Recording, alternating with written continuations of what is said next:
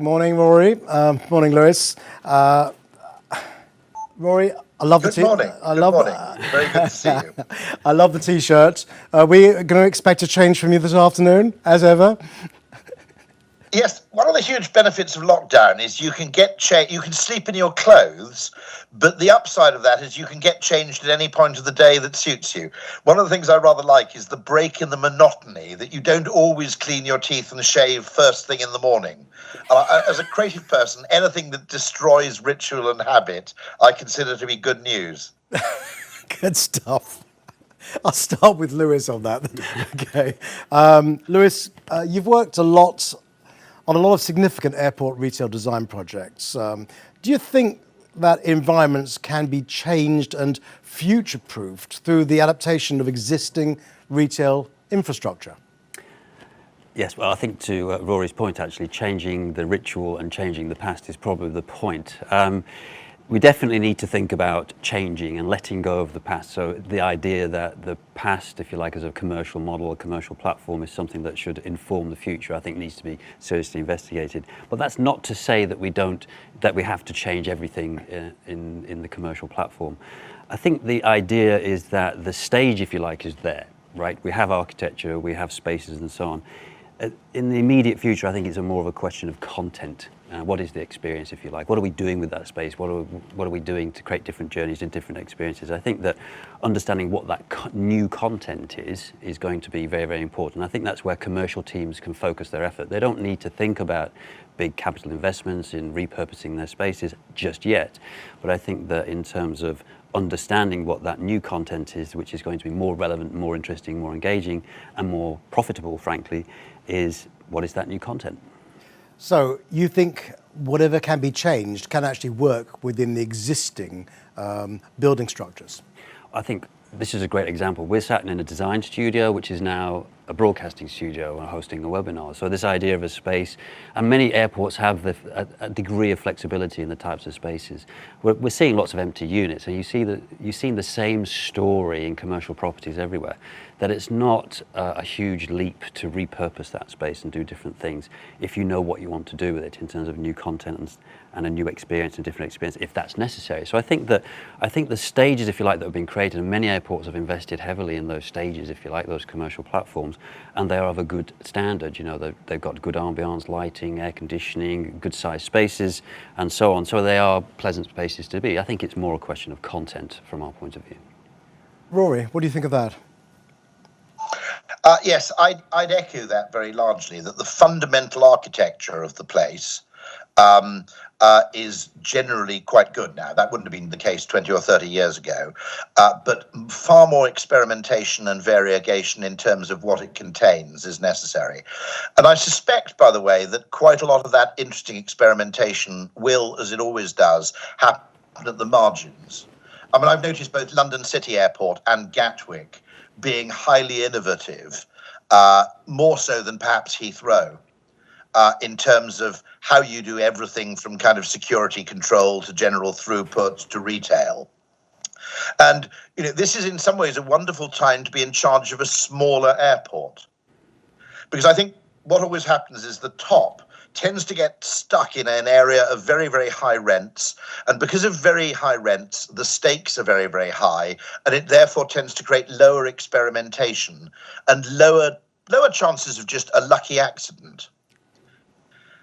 And I think, you know, the space will need over the next 10 years to be considerably reinvented in terms of passenger needs.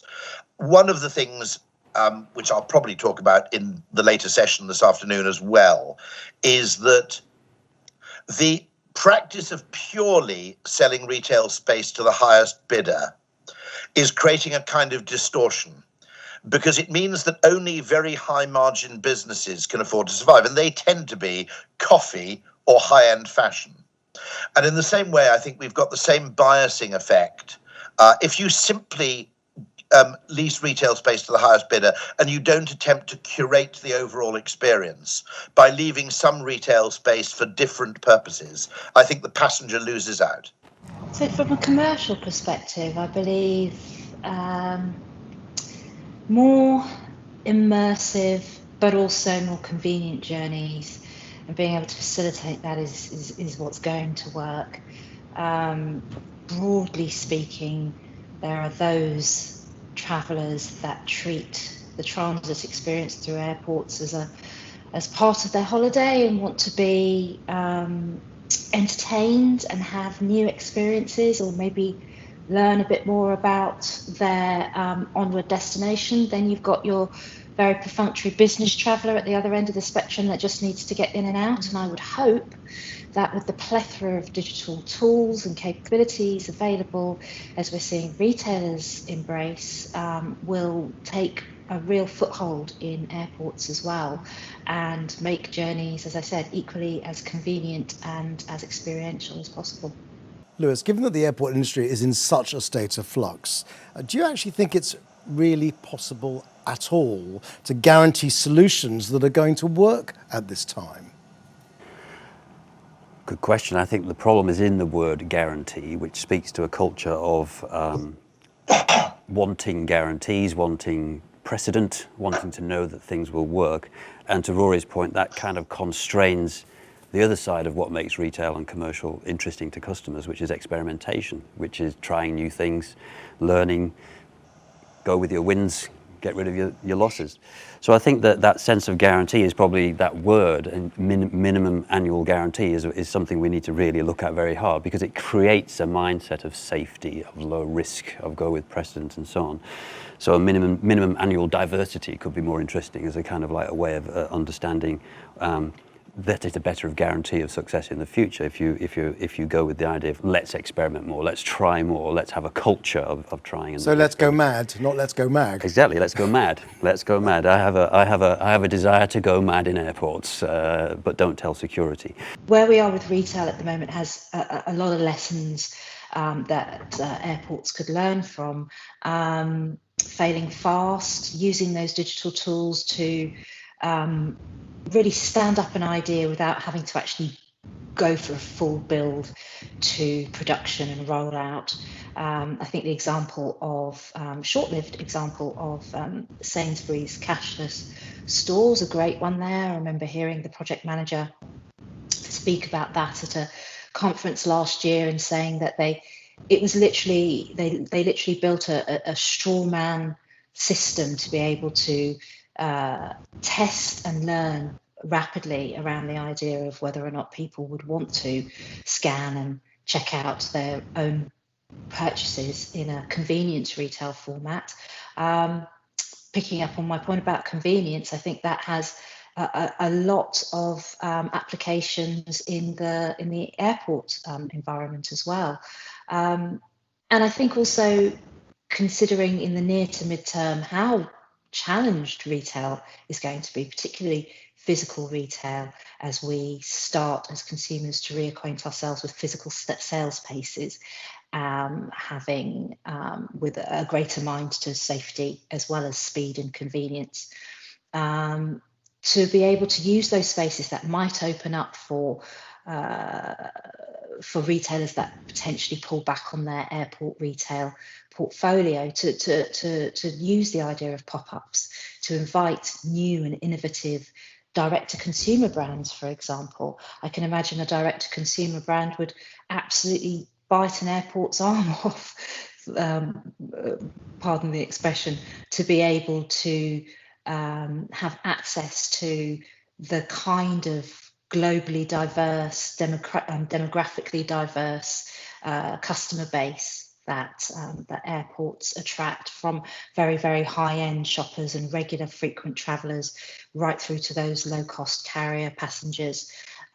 So I think there's a real opportunity there for them to use the near and mid-term to borrow as much as they can from retail to either make the experience more convenient or more experientially driven, more immersive, and to do so in such a way as they use their physical sales space to help new brands as well as established brands fail fast and find out quickly what works for consumers, what works for each individual retailer and leisure and hospitality venues, consumers in their estates.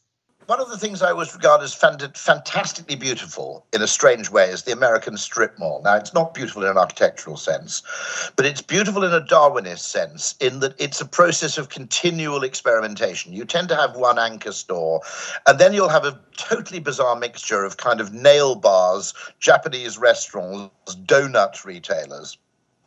And of course, what you end up with is a sustainable ecosystem. And in many ways, one of the stores may be bringing traffic, which allows then the nail bar to survive. And because they're not exposed to the usual pressures, airports don't learn from feedback as rapidly as an American strip mall would. And in any American strip mall, there are always 3 boarded up stores, but that's part of the Darwinian process of continual reinvention and exploration. You'll get a UPS store, then next door there's kind of a place doing Dunkin' Donuts, and then next door there's a nail bar. And it's a very, very interesting thing because you kind of have the gene level and at the collective level a kind of Darwinian process of variation and selection. And we need to bring that back into airports. That may well be part of the solution, and that, that if you're looking at a new airport commercial experience, I mean, from the different perspectives of the airport, the commercial partner, and most critically, the customer, what are we likely to see unfold? Is it going to be what Rory's suggesting or something else altogether? Because all they've got at the moment is the same everywhere, essentially, with a few local stores. Well, I think this idea that we need to shift, we need to change, and that's the fundamental mindset change about the culture of how do we curate the commercial experience. So I think that's the biggest thing, the biggest single thing that needs to happen. And if that means more experimentation, so be it. If it means that the idea of a guarantee is accepted, that there is no such thing as a guarantee in the future, you can't base every decision you make on the sense of certainty. I think that for me would be one of the most fundamental kind of wins that this industry could take away. So expectations may be lowered around revenue for a while, but it's about learning, and we'll get there in the end. Before we had a crisis of quality, we would say, in terms of the quality of the experience, we could see a hemorrhaging of engagement through transactions and through till receipts. But that was masked by quantity. We had lots of passengers. Now we've got a crisis of quantity as well. So we've got this kind of ongoing quality problem, and we've got a quantity problem. So this absolute focus, we can guarantee for sure that if we don't focus on the passengers that we have in a way we never did before, make offers, make experiences, make propositions that are relevant to everybody, don't play to the smaller number with a luxury ghetto. So ignore the majority, because frankly, we can subsidise the experience to the shoppers that shop in our luxury experience. So I think this lack of focus on all of the customer demographic that we have, making offers that are relevant to everybody, that's another fundamental shift. We need to be saying, we've not been interesting enough to all of the people, all of the time in airports. We need to change that. Well, 15% conversion demonstrate that in a very big way. I mean, it's appalling that there's 85% of passengers that walk through the airport simply have no interest at all in buying anything. Yeah, and we call it the dirty little secret of travel retail in a way. It's kind of like always been masked by that rising passenger numbers. So we cannot afford anymore to kind of ignore that truth and that reality. I think part of the reason people are walking through, some of those are just very frequent travellers. Okay, and they may live in a large city anyway, so their access to luxury goods is fairly good day to day, and of course online. But one thing that does occur to me is that the other reason people are walking through is that the nature of the retail is so homogeneous that you can effectively reject it en masse with a single question. Am I in the mood for engaging in high-end luxury goods shopping? If answer is no, proceed to gate. Now, if you disrupt that with a few surprises, a small example, okay, is at Copenhagen Airport. I'm very fond of Marimekko clothing and goods, as is my wife. Unusually, Copenhagen, because it's in Scandinavia, has a Marimekko store. And every time I fly to Copenhagen, that's kind of a destination visit. Whereas the stores where you essentially have a row of high-end generica, it's kind of, the usual suspects, proceed to gate, or proceed to lounge, of course, which is another possibility among frequent flyers. So we have to remember, the other question is, of course, whether ultimately you should design airports to be completely bifurcated. So there's the people have often said that the future of retail is bifurcated. In other words, it's stripped down and functionalist, of which Amazon is a prime exponent, or it's high-end and enriched and experiential, and that what always dies is the middle. There aren't trends, there are vectors. What happens actually isn't a trend, it's the migration to two extremes. And you might argue that airports need to do that in a large scale, which is just to say there's a chunk of people who will pay a premium just to get from car to plane with as little friction as possible. And there's a bunch of people, including, of course, transit passengers and less frequent passengers, who obviously won't pay for that because the airport's part of their experience. Yes, it's about following the customer. And if you find that the balance of customers coming through your airport, because you're a small satellite airport, it is convenient, then you would have to say the balance of investment spending and strategic planning would go towards those kinds of tools that could help consumers get through your airports more quickly. But say you're a large hub international airport and you have a large number of luxury retail tenants, you would be looking at how you could possibly monitor and optimize dwell time amongst your consumers. I'm sure they already look at the position of the luxury stores in location to the first class entry to gate or first class boarding lounge, for example. It's using those same tools and capabilities and layering it with the data that you get and driving insight out of that data through analysis to really try and fine tune the proposition and raise the bar competitively, but also raise the bar amongst your stakeholders. They also have a competitive standard to meet and to reach and to exceed in terms of consumer expectations. So being aware of what retail, leisure and hospitality tenants also are looking to achieve and seeing how you can build that in and facilitate that into the entire airport experience as well is so key. So it's really data, using that data, making more use of that data, gathering more of it if necessary and if customers are willing to opt into it, to drive insight that can really result in actions that increase engagement and hopefully position the airport as a airport of choice for both their tenants and their consumers, their customers. And so the other point is, of course, from an epidemiological standpoint, forcing people who just want to get onto the plane to occupy a crowded space where they have no intention of shopping doesn't make sense in any case. Lewis? I'd agree with that. I think this bifurcation that Rory's referring to, we often talk about the same sort of problem that airports find themselves stuck between two places. They do neither very, very well. They neither do convenience and value very, very well, and they neither do experience very well at all because they don't put enough investment into those things. So every airport needs to decide, based on its opportunity, what kind of a basic commercial proposition is it going to offer the customer. If you go for convenience and seamlessness and value and price, that's a very difficult space to play in because that's Amazon's and Tmall, Alibaba, they kind of own that space.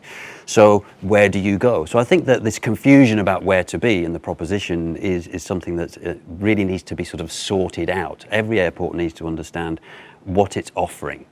And we kind of often quote this idea of if you are trying to be a fulfillment center with logistics and products on shelves, you don't have the space for that. You don't have the access to the right logistics. You basically stock that store in the morning to last the next 12 hours until the next opportunity to service it comes and bring stuff from the stores. Although interestingly, arrivals might be able to do a kind of Argos. Because if you've got 6 hours heads up, that's a slight, because someone's ordering from the plane, that might be a slightly different equation. Exactly. And I think it's this idea that, well, if you are an Argos and something's, for example, you can order something and something appears rather magically, which is always a wonderful moment in itself, where does it come from? And I think there's planning an airport to understand, if I'm going to be good at that stuff, I'm going to have a massive catalogue and it's always going to be available, and my passenger will understand and trust that it's available, because you go to Argos and you believe you know, 99 times out of 100, it will appear in that hole in the wall, that product. So there's absolute trust. But airports need to be able to say, if that's my proposition, I need the logistics behind the scenes. Is it a robotic warehouse? Amazon, Ocado, robotic warehouses will be good at that. That's somewhere very close and very adjacent, because that's the proposition I want to deliver, and I want to make sure it works every time. I'm just thinking that about the quality of management at airports right now, whether or not they actually have the gumption to affect the change that is so badly needed. Well, I think it's not, from our point of view, necessarily a question of gumption. It's a question of opportunity, shall we say. So, for example, the constraint of a MAG, you know, the constraint of existing relationships, the constraints of existing contracts and so on, the constraint around not knowing what the future revenue model is. I think there are too many things that people are holding people back. They would go forward, they would be more excited about it, but for some reason the handcuffs are on, if you like, in terms of being able to let go of the way that things were done in the past. They're self-imposed, the handcuffs. In that sense, absolutely right. So I think it's a clear opportunity to say, how can we release some of these roadblocks, and how can we give more sort of creativity and experimentation? How can we give more confidence to belief that the revenue models of the future will deliver us alternative revenues, additional revenues? What are they? How do they work? Who are our new partners, and what are these new collaborations and so on? So I think from shifting from the past to the future is always a difficult thing, right? I mean, that's just common sense. But I think that the enablement of that change needs to happen. And that's something that needs to come from the very, very top, about giving commercial teams and everybody involved a sense of, it's okay to go in this direction, let's all get there. We accept that there are fewer guarantees than in the past. Let's kind of make it as de-risked as possible, but the future is not going to be a copy-paste of the past. Perhaps, you know, you need to accept the fact that you need to do more for the travelling passengers, and accept there's going to be less money around from them as a result, in order to drive the business. Rory. I have to say, I'm quite pessimistic as to the recovery of business travel. And of course, in many cases for an airline, the whole economic edifice depends on the business traveller at some level. Yes. So broadly speaking, I suspect that even now infection levels are at a rate where people don't mind taking the risk if they get 2 weeks in Barbados, but they're not going to take that risk to meet Jürgen in Frankfurt for 2 hours before flying home again. The whole business, by the way, of illness and travel is a very interesting psychological area. If you've ever been ill away from home, it is about the worst experience of your life. Okay.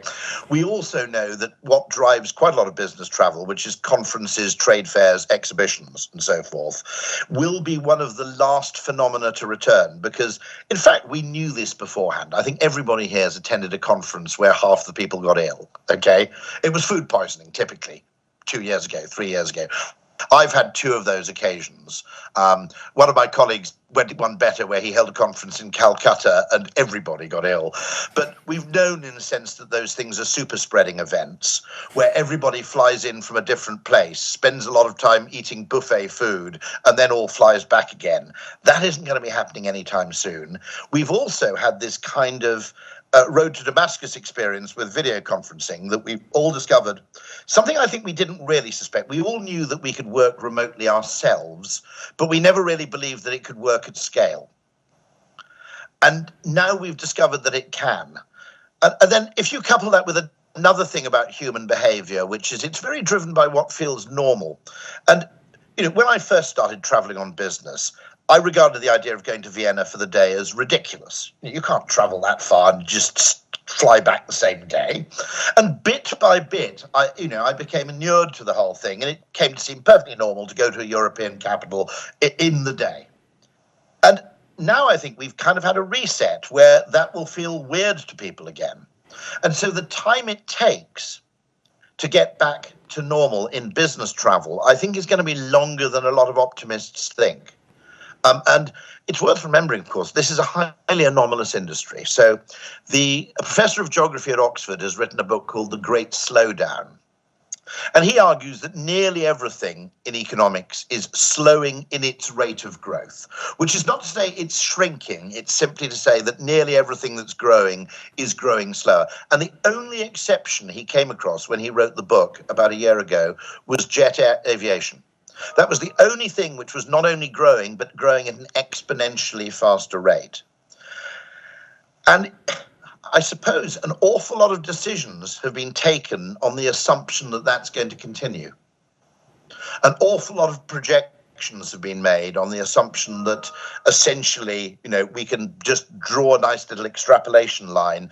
I don't think that's safe anymore. And I think in some cases, a fairly significant reinvention of how we go about things will be necessary. What solutions would you introduce to the airport retail environment that didn't involve huge capital expenditure, actually was doable now, that would affect some of the change and actually drive more traffic into the shops? What changes do you see on a personal basis that could be applied? The retail question, I'm not as pessimistic about as perhaps I am in terms of, say, business air travel. And the reason is that fewer people may still shop as much. And in fact, I think you have a speaker this afternoon who says as much, that the volume of retail sales may not actually be in lockstep with the volume of footfall. And so, if a space is less crowded, more people may shop, people may turn up earlier, all sorts of things may happen.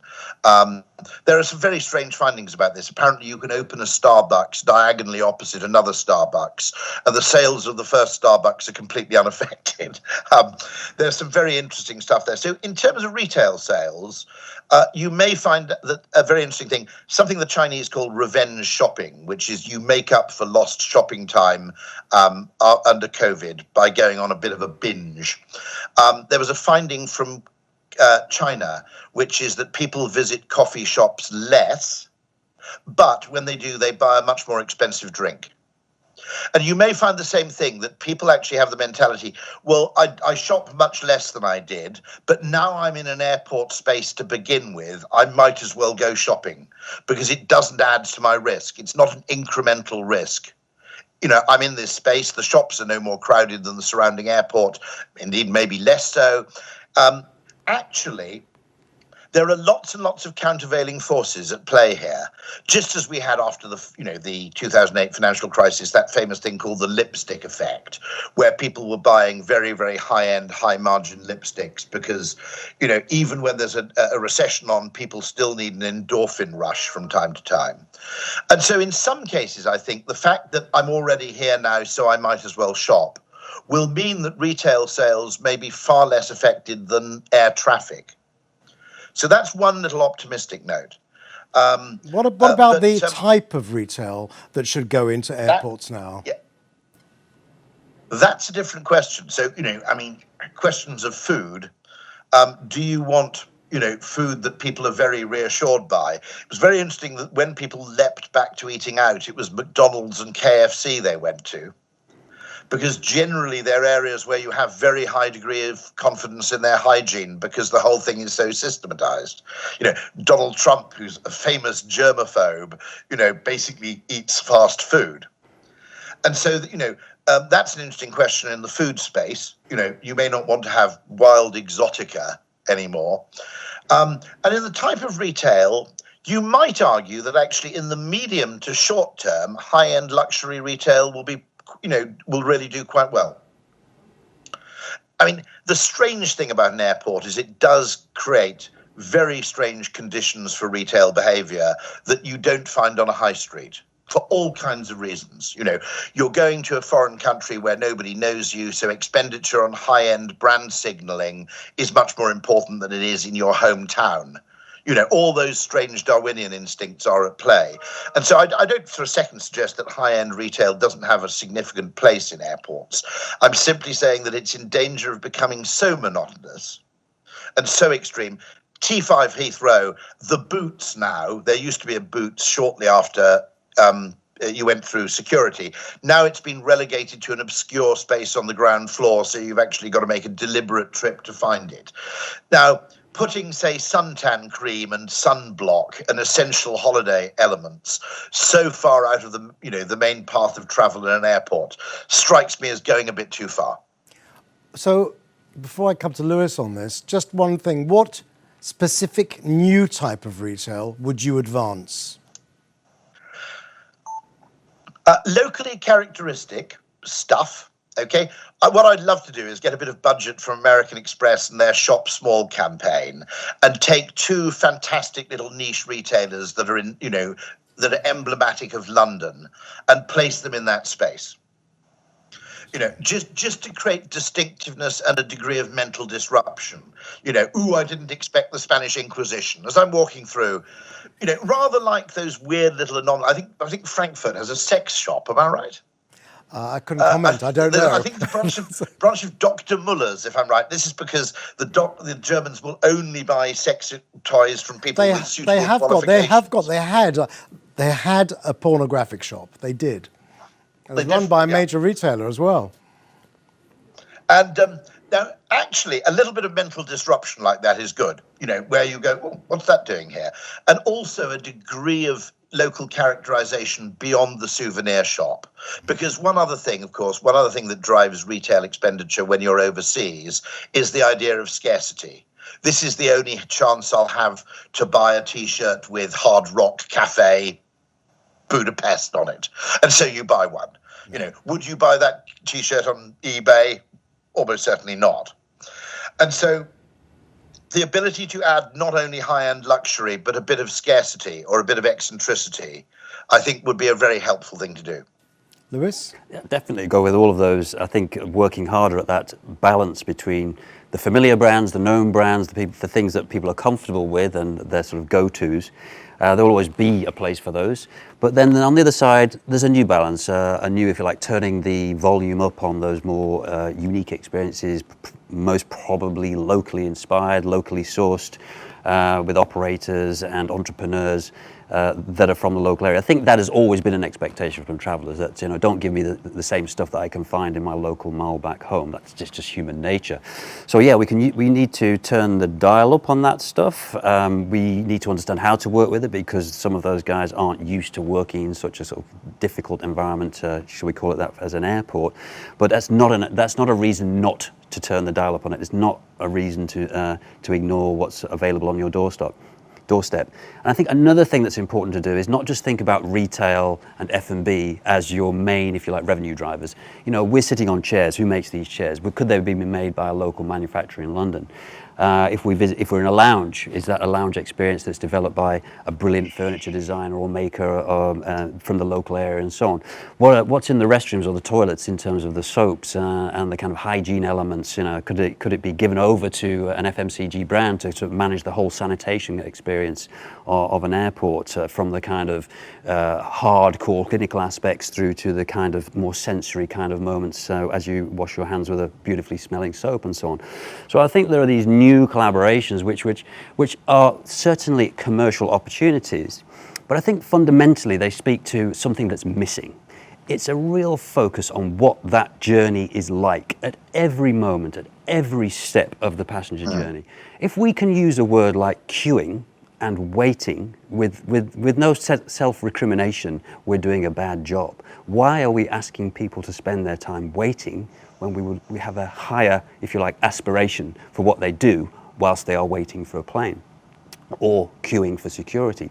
So I think we need to, if you like, abolish certain verbs from the airport vocabulary, which are about sort of not really thinking really richly and really hard about what that experience could be. And could it be commercialized? For sure.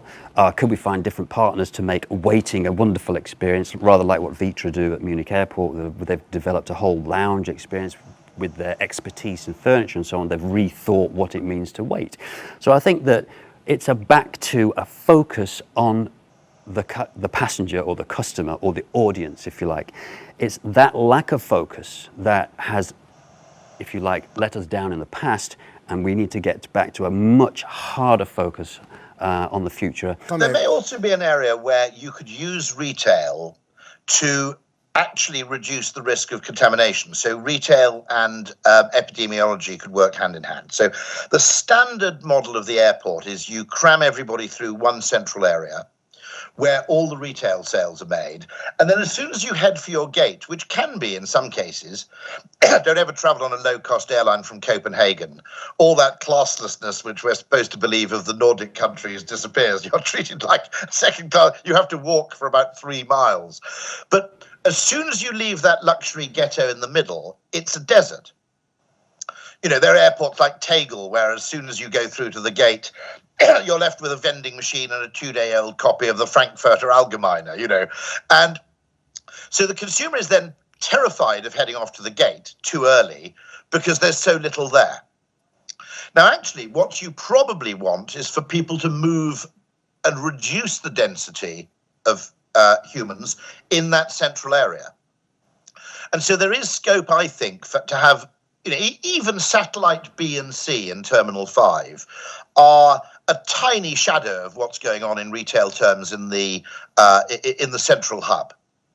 And if you could enrich, there isn't even a lounge at sea, of course. So if you could enrich those a bit, and you could also offer a business opportunity a bit like Privium, where you can bypass the central hub and go straight to a different injection point. You could enrich the retail towards the away from the hub and towards the spokes, potentially. And B, you could also reduce those moments of extreme population density, thereby making airports safer. So, one last question. If there were one or a number of changes you'd want to see executed immediately on airports that were doable and affordable, what would they be? I think, yeah, back to that point of the, for me, it's about commercial teams working towards a different content strategy and having the handcuffs off. So it's a behavior, it's a culture of saying the past is the past, we had it good, we're never going to have it so good again unless we figure out how to do it. So let's not copy paste the future. So that would be, for me, just let the commercial teams experiment, try new things, figure out the new platform of the future and allow it to happen. Has there ever been a better time than now to do that? Absolutely not. In fact, it's imperative to do it now. Otherwise, rather like the dinosaurs, we could find ourselves in an extinction moment. So we've got to recognise that a meteor has hit, that the little mammals offer us a kind of way of survival. There's no point in being a dinosaur on the other side of this. We need to be a different kind of animal. Rory, do you want to sign off? My suggestion is bring in expertise and inspiration from outside the airline and airport industry. Now, I think Global Infrastructure Partners, who took over London City and Gatwick, of whom I'm a great admirer, by the way, there's a guy called Scott Stanley, who always struck me as one of the most impressive people I've ever worked with. He was head of operations at both, I think. And what they partly did is they took factory people who understood factory processes and they applied what they knew to the throughput of people through airports. So it was the idea that your problem has already been solved. It's been solved in a different category of business to your own. And an example of this, by the way, if you want me to be slightly whimsical, okay, is why do we queue to check in? Okay. Now, the cheese counter at Sainsbury's solved this problem about 20 years ago, which is you take a number and then when your number's called, you return, stand up for maybe a minute and then get your cheese. Okay. But for some reason, this business of making people stand in queues, which is, when you think about it, a huge lost landside retail opportunity, has persisted, and you have this incredibly sophisticated industry which has failed to borrow from cheese. Okay. Now, I think if you, what we call lateral category analysis, look for inspiration from people who've solved the problem in a different domain. I think the opportunity for airports to do a bit of that and therefore experiment, but with the basis that the thing they're testing has been proven somewhere else. I think the potential for that is immense. My thoughts are coalescing around an app, but one that facilitates my journey, that makes it worthwhile me downloading. I can't necessarily see frequent business travelers downloading hundreds of different apps, but maybe a best-in-class app for an airport would allow me to manage my check-in and boarding process, help me plan my journey in terms of how long it's going to take for me to get to my gate. If I have time, will it suggest that I could maybe stop for a bite to eat, and which of the establishments can serve me in the time given? It might even offer me the opportunity to do some brand sampling, because from a safety and security perspective, handing out free samples in an airport nowadays is going to be particularly challenged. So I'm really looking for a turnkey experience that engages me via my mobile, that not only speeds my journey, gives me greater assurance during my journey about the time I'm spending there, but also engages me with things that I might find relevant, I might enjoy, to enhance my experience as well. Last word, Lewis? No, I agree with all of that. And I was going to say, could have a cheeky second wish as well. And it's this idea about time for me, and that every minute that a passenger, a customer, or the audience spends in the airport, it's a real focus on that time. It doesn't need to be about glorious new buildings. It's about the emotional experience. What am I doing? Why am I doing it? What's most useful to me? What's most interesting to me? And make every moment really focus on that time. And I think that will be a new way of thinking through the journey, and we don't have to re-engineer everything to make time much more rich and enriched, as Rory says, in terms of the experiences that we can offer. Oh, I just thought of one actually.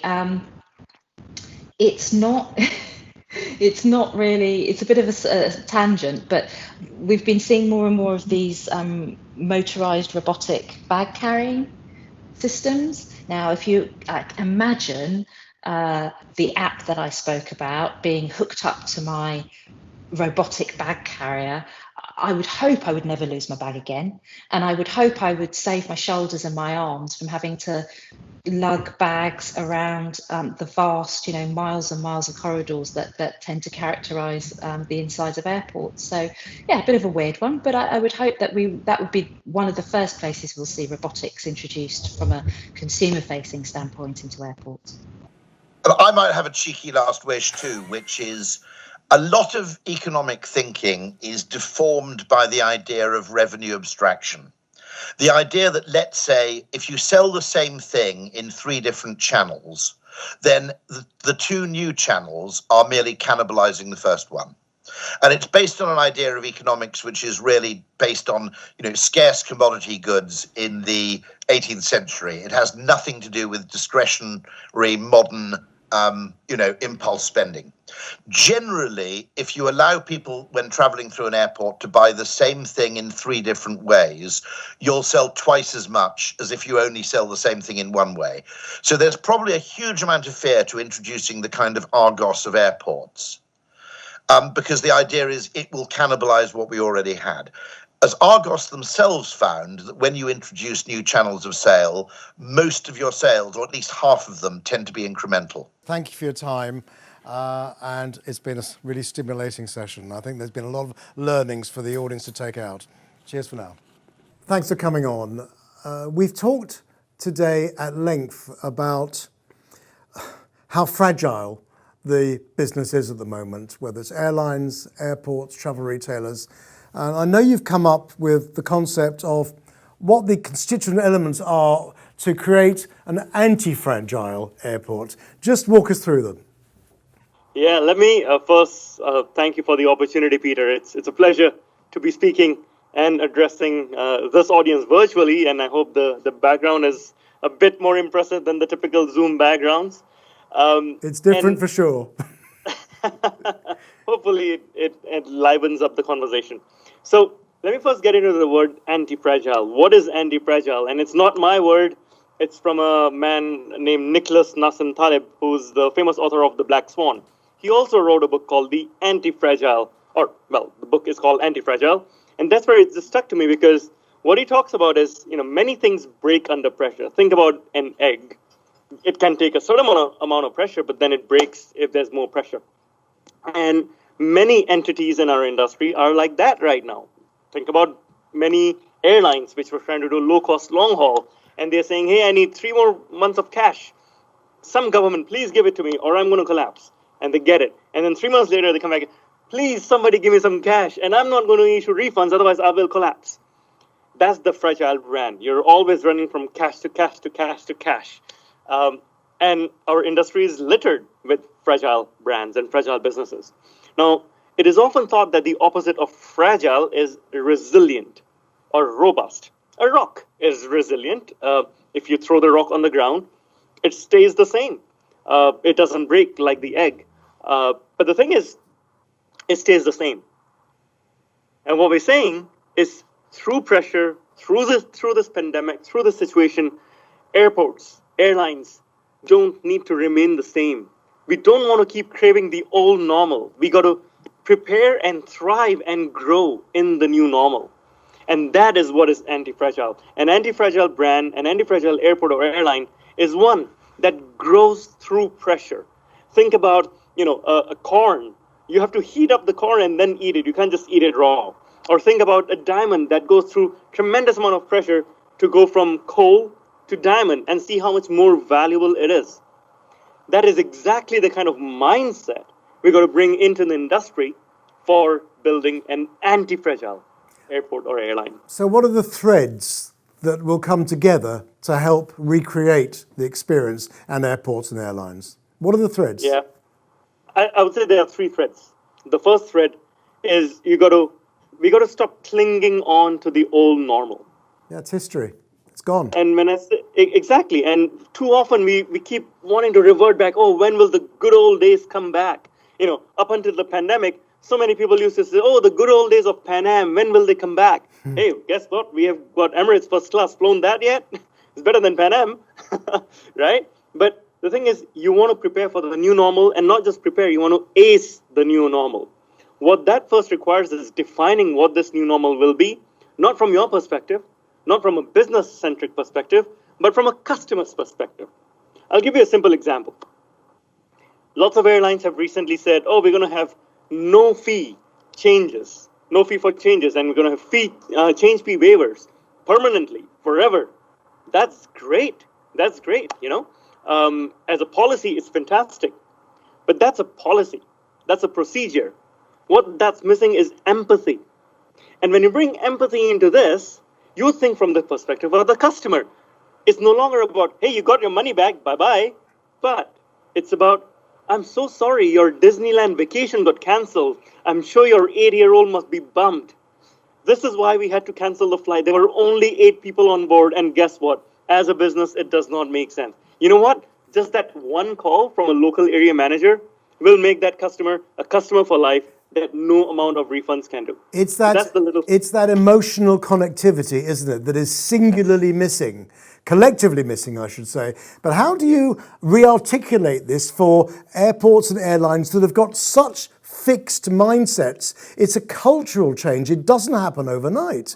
But it's also a lot to do with the management levels that are there. These guys are used to enjoying controlled monopolies for a very long time, seeing incremental growth every single year, year after year.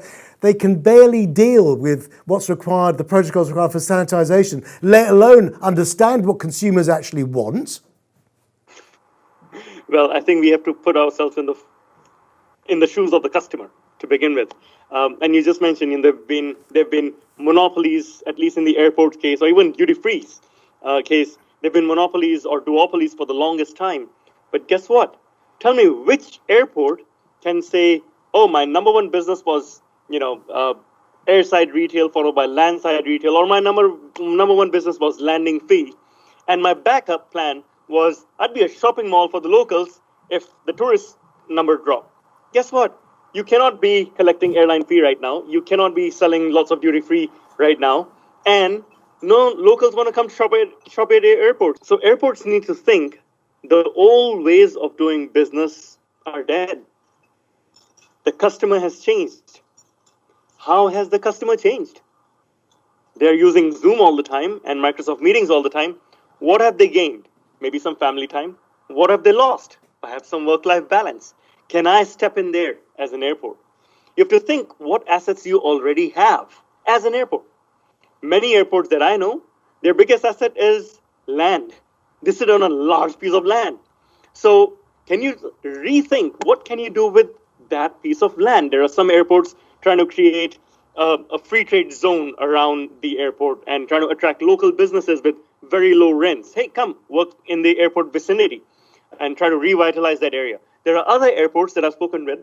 Their land is covered with trees. They cannot have a free trade zone on that land. So they are thinking about carbon offset programs for corporates. Hey, come plant trees on our land and let's be part of your carbon offset thing, and we'll do it in the city, in your own city, not somewhere in Guatemala or in Madagascar for the carbon offset program. You have to think creatively in your own context. What's your asset? That's the first step. Secondly, you have to think together with the ecosystem. Very often when I speak with duty-free retailers, they think about, oh, I'm going to put the whole duty-free catalog online. And guess what? You're then competing with Amazon, not the other duty-free guy. And that's the reality. You cannot default to the easiest option. You have to see what the marketplace is. You have to work together with the airline and the airport. Some of the airlines, for example, went ahead and put their whole IFE content online so that people can watch movies like Netflix. Great, because these are new movies. Airlines have already paid for it, but no one's flying. So why not give it to their frequent flyers? Can airports think in the same way? That's the key. Can you work together with the airlines? Can you work together with the duty-free? We have to work together as an industry. That's the other mindset change. We can no longer think, hey, it's my customer. Hey, it's your customer. We cannot anymore fight over this customer on who owns the customer. That's an irrelevant question.